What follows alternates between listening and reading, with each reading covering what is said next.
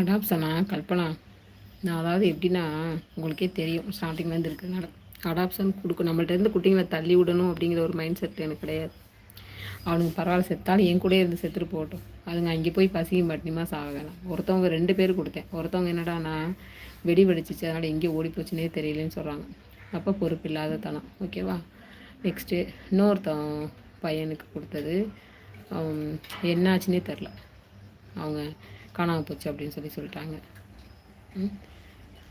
அப்போ என்ன பண்ண சொல்கிறீங்க?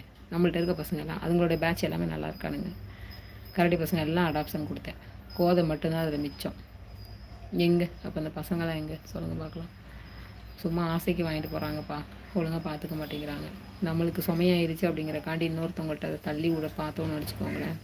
வேண்டாம், நம்ம செல்றதே இருக்கிற வரைக்கும் இருந்துட்டு போட்டோம். ஆமாம், ஆளுக்கு ஒரு கைப்பிடி சோறு தின்னா கூட அவனுங்க உயிர் வாழ்ந்துருவானுங்க. எனக்கு அந்த நம்பிக்கை இருக்குது. அந்தளவுக்கு இறைவன் விட மாட்டார் அப்படின்னு. பசங்க இருந்துட்டு போகிறாங்கம்மா. எனக்கு அதனால தான் நான் அடாப்ஷன் கொடுக்கவே மாட்டேன்.